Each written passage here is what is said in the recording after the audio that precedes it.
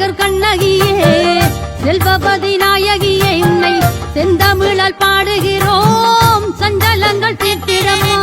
மட்டக்களப்பு செட்டிபாளையம் சிறுலசிறி கண்ணகி அம்மன் ஆலய வருடாந்த திருச்சடங்கு உற்சவம் 2024. ஆற்றோரே வாடையிலே அள்ளி வரும் தென்றலிலே அம்மா நீ ஆனந்தமாய் அடியாரை காத்திடம்மா.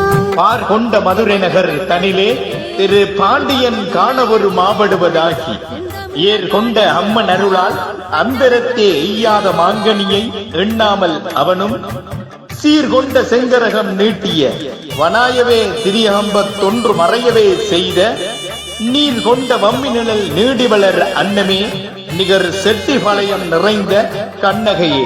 இதுக்கே குரல் கொடுக்க கையிலே சிலம்பெடுத்தாய் அன்னையின் மெய் அடியார்களே, அன்னையின் சடங்கு உற்சவமானது நிகழும் குரோதி வருடம் வைகாசி திங்கள் 4ஆம் நாள், அதாவது 17/5/2024 வெள்ளிக்கிழமை முன்னிரவு கதவு திறத்தலுடன் ஆரம்பமாகி வழமை போல் சடங்குகள் பின்வரும் ஒழுங்கில் நடைபெற்று வைகாசி திங்கள் 7ஆம் நாள், அதாவது 20/5/2024 திங்கட்கிழமை பின்னிரவு திருக்குளிர்த்தியுடன் இனிதே நிறைவு பெறுவதற்கு தாயார் அருள்பாலித்துள்ளார்.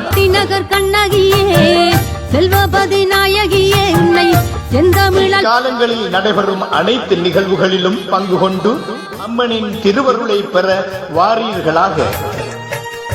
சடங்குகால கிரிகை நிகழ்வுகள்.